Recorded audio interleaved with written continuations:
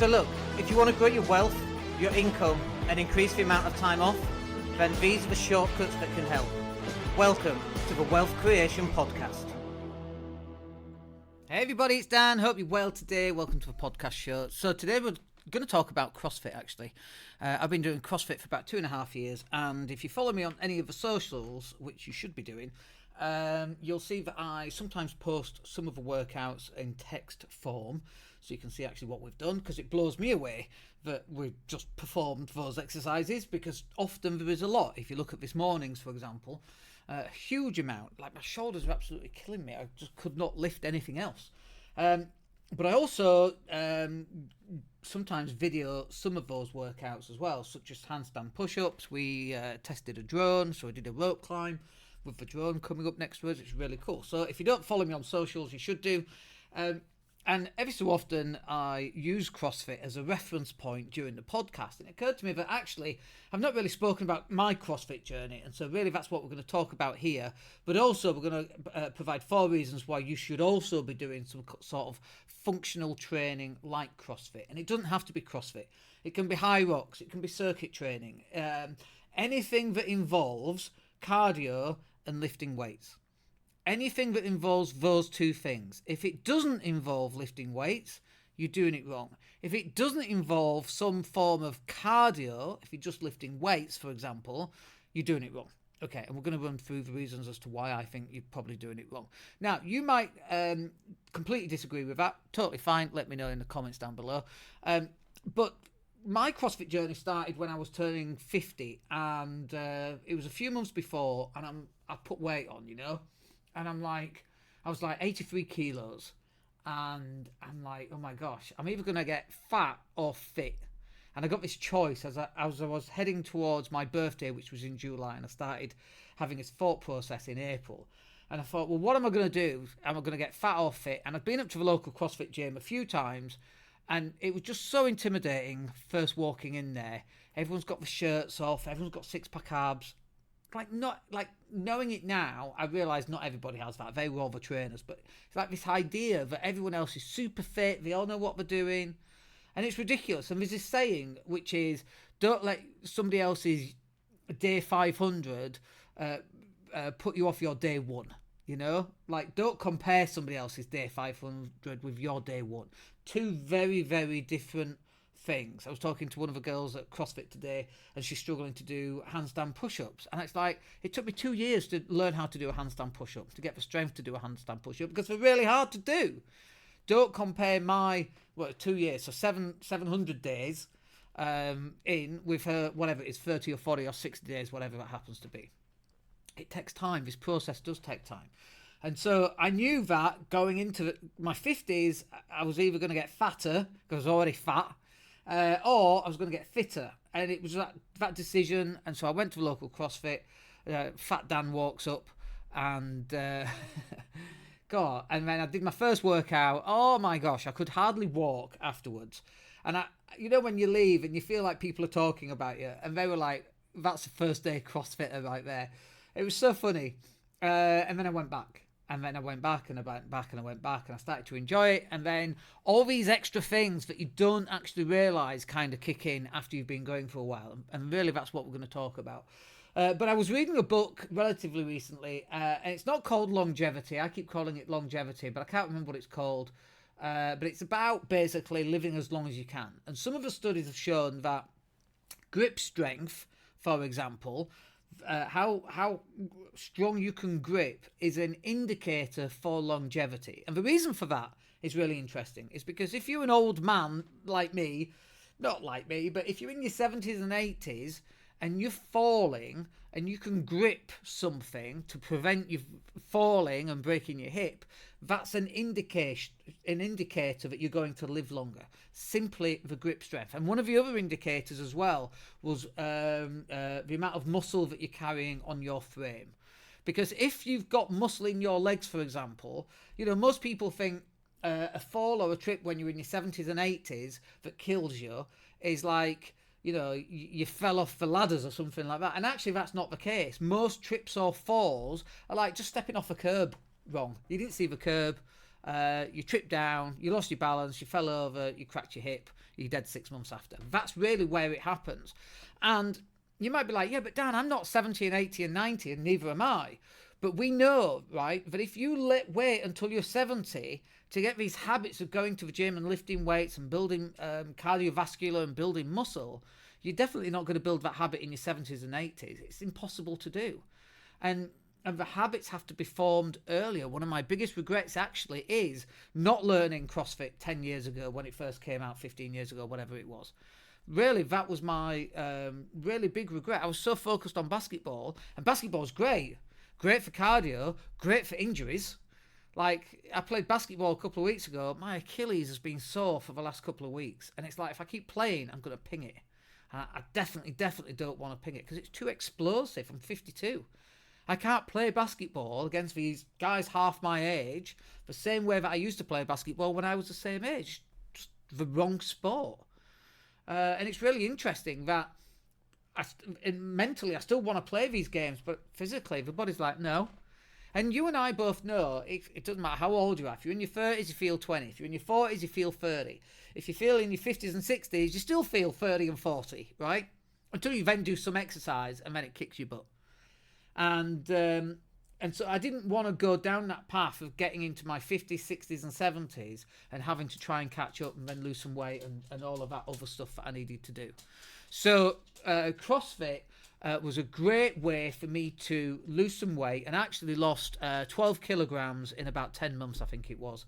I went down from 83 kilos and I actually went down to 70 kilos, so 13 kilograms was the weight loss, which is phenomenal, right? I've since put some weight back on. I'm hovering around 75, but we've got a focused effort for the next 3 months to get into about 72. And about 70 to 72 is my sweet spot. I can actually have six-pack abs. And when I got down to 70 kilos, I had six-pack abs age 51. That's phenomenal. I think that's amazing, right? And you should think that's amazing too. And you might have six-pack abs at age 26. But trust me on this. The difference when you're working out in your 50s compared to when you're 26, let's say. I had six-pack abs when I was 26. It was easy. I just, played basketball 6 times a week. Still ate pizza and drunk beer. It was easy. All that exercise really helps. When you're 52... it's not exercise that's going to sort that out for you. It's actually your diet that's going to do it. And it's so challenging and so difficult to do. But I want to live as long as I can. And I'm guessing as well you want to live as long as you can. And not just, I don't want to be the guy who's in his 80s in an old folks home and unable to get out of the chair. I don't even want to be in the old folks home, let alone in the chair and stuck. I don't want to be stuck in the old folks home. I want to be the 80-year-old who's going on a hike and is still working out, still lifting weights and still doing some form of CrossFit. Obviously not bar muscle ups and rope climbs, but still doing things, still being competitive in the gym at some level. And so this increased longevity, it takes time. It's not something you can just click in at age 65 and go, okay, I'll hit the gym now and I'll live longer. Like, you've got to get these habits built in earlier on. And if you can do that as a younger person, you've got a really good shot at living longer. And also the bit I wanted to say on this particular bit here was, it's not about just living longer. Like, do you want to be 90 and having to drink your food through a straw in the old folks home? No, I want it to be functional. I want it to be usable fitness. I want to be able to go walk down to the beach and watch the sunset in my 90s. Why the hell not? I don't want to be stuck in an old folks home. And some form of functional training will help you get there. It increases the probability because there's no guarantee, as we know. One of the other big things I didn't realise at the time when I first started was this mental toughness that's kind of being created. So when you've got a really hard workout in front of you and you're looking at the board and you're going through the workout and you're like, oh my gosh. Like, I'll give you an example. A really good example is a Murph. A Murph is a 1 mile run. It's, see if I can remember it. It's, 100 push-ups, 200 press-ups and 300 air squats, I think. And then it's another 1 mile run. So it's a mile run, 100, 200 and 300 and then a mile run. And when you first do your first mile and you're exhausted and you're like, oh my gosh, I've got 100 pull-ups to do now, and then 200 sit-ups, push-ups, and then 300 air squats. And you're like, there is no way am I going to get through that. And so you develop this mental toughness. And yeah, you do the numbering system. So you do pull-ups in sets of 10, or, eventually going down to 5s, and eventually going down to 2s, and eventually going down to sets of 1, just to get through them. And then that's done. And then you go on to your 200 repetitions, whatever that is. And then you get them in 20s, let's say. And then you're down to 10, and then down to 5. And then you're into air squats. And then you're doing them in 10 sets of 30. And so you're developing this method in your brain of how are you going to accomplish this goal, this impossible task. And then, of course, you've got your 1 mile run. So, you're doing a mile, let's say it's 10 minutes. So you get to the 2.5 minute, you're a quarter of the way there. 5 minutes in, you're halfway. 3/4 of the way in, it's 7.5 minutes. And then by the time you get back, it's 10 minutes, you've done the entire lot. That resilience, that mental fortitude that's required for you to look at the amount of work that you've got to get done and just get to it is so incredibly vital. It's helped me on my businesses in so many ways when we felt overwhelmed with too many customers, felt underwhelmed with not enough customers, because businesses like this for everybody, especially in today's marketplace, it's all over the place, right? So when things have been going really good and you're rammed and you've got all this work to do, you just, allocate the time. You go, okay, well, I've got this pile of work. Let's get a quarter through it. Let's get a halfway through it. Let's get 3/4 through it. And now that's done. Let's move on to the next bit. And so you have this mental fortitude, which turns into this mental toughness, which just changes the way that you see the world. And when you've got a lot to do, you just know that you've got to do one step in front of the other, one repetition in front of the other, and you just crack on and get it done. And when things are going really good, you feel really good. And when things are feeling really bad, it's like, that's okay. I know that that's going to change, and I've just got to get through this to get onto the next thing, and then I'll feel much better. And that translates into work in so many different ways, that mental toughness. And then other things like, you're just going to go to CrossFit and you high five people on the way in, and everybody knows who you are. And some people give you a high five, some people give you a hug. And so you have human contact, okay? And sometimes it's in all Spanish, and my Spanish is really bad, and everybody laughs at my Spanish because it's so bad. And then the head trainer takes a piss out of my Spanish because it's so bad. And I just don't give a shit, really, because I know it's bad, and I'm totally fine with it. And then people are usually shocked when actually I come out and speak some Spanish. They're like, oh my God, you speak some Spanish. All of that is mental toughness because there is a community and a network around you. And you go in, and you're looking at the other guy. So there's one guy, and he's much taller than me, and he's much stronger than I am, and he's lifting heavier weights, and he's kicking your ass. And then we get to pull-ups, and my monitors are just going into energy saving mode. And then you go into pull-ups, and then when you go on to pull-ups, you're actually kicking his ass because he's much bigger than you, so he weighs a lot more, and he can't keep up on the pull-ups or the toes to bars or the rope climbs. Or there's always something that you're better at than somebody else, and there's always somebody else that's better at something than you are. But as a group of people moving forward and working your way through, there's this camaraderie, this band of brothers, right, and sisters, band of people that are all on this journey with you together, getting through this killer workout. And you get through it, and some people can't do all of it, so they have to scale it back. And some people go really heavy on some of those weights, and that's where I was today with some of those weights that we're lifting much heavier than I would normally go for, because I need to get stronger for a competition that I'm in 4 months' time.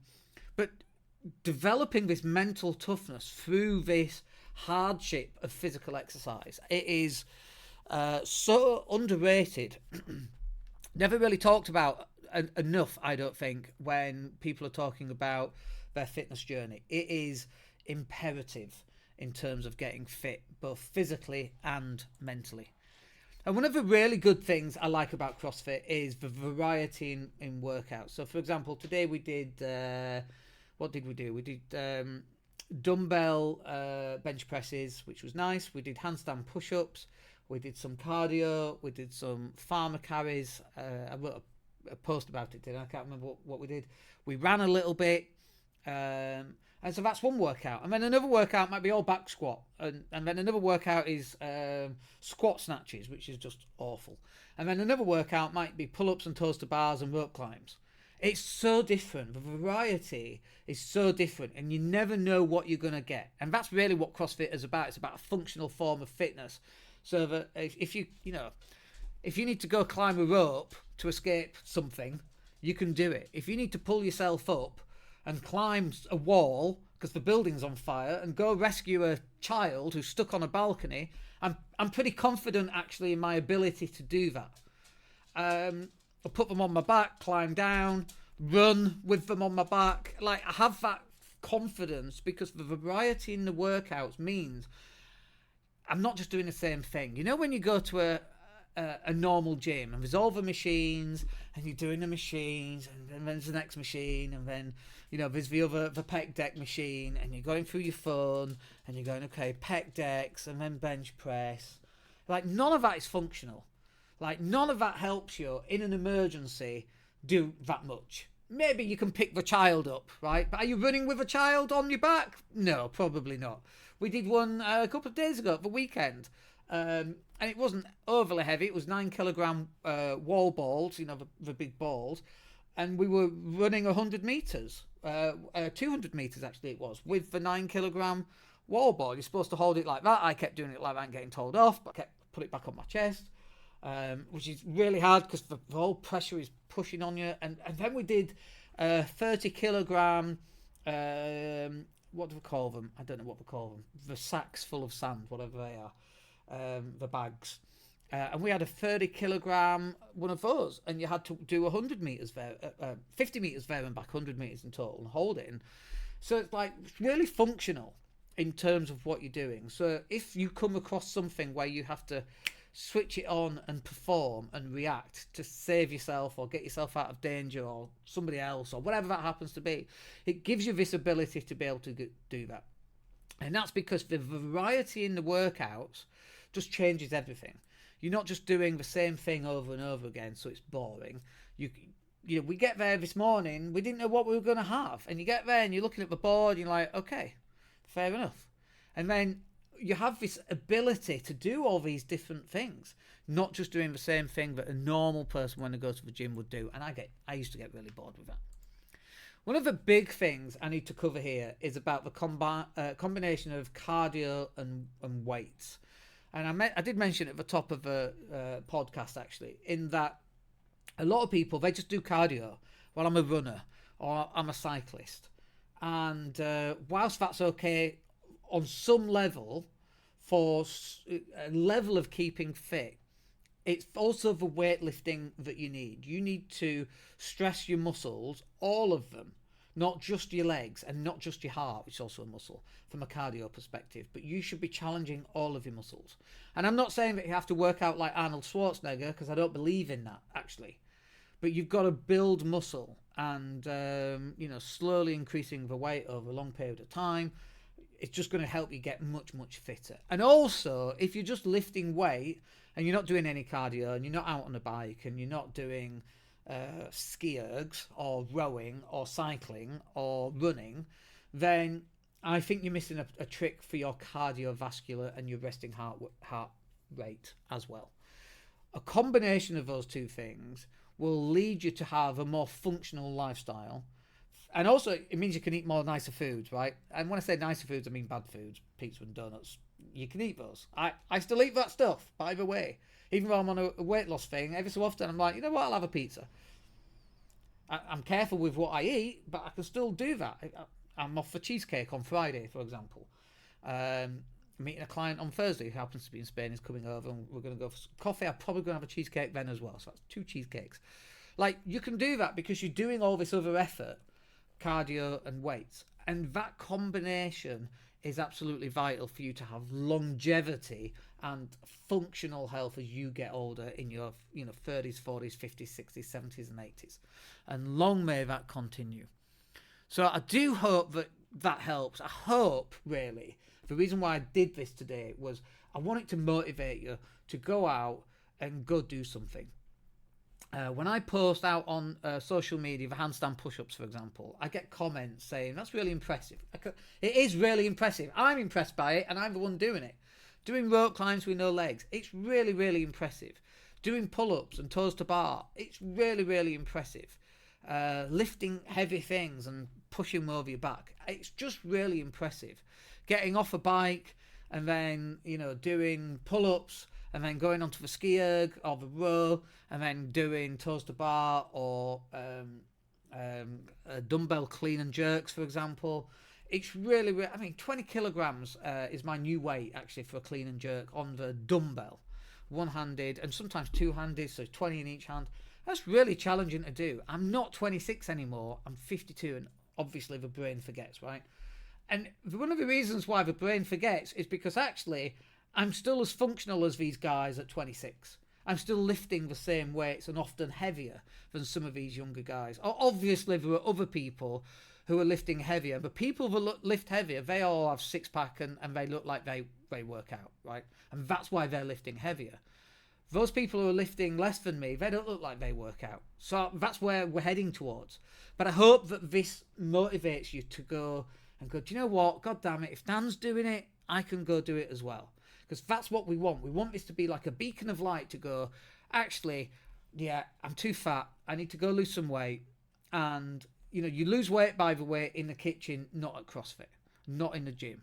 The gym just gives you cardio and it gives you definition on your body. Really, the diet one is really important. And I think next week we'll probably talk about diets and that kind of thing as well, because I think it's so important. But I hope that this serves as some kind of inspiration for you to get off your ass and go join some form of functional training. You will love it. 6 months in, trust me on this. There's a reason why people go, oh, CrossFit's a cult. And, how do you know if someone does CrossFit when you go to a party? Don't worry, they'll soon tell you. There's a reason why we're so proud of the stuff that we can do. Because it is fully amazing. Truly amazing stuff.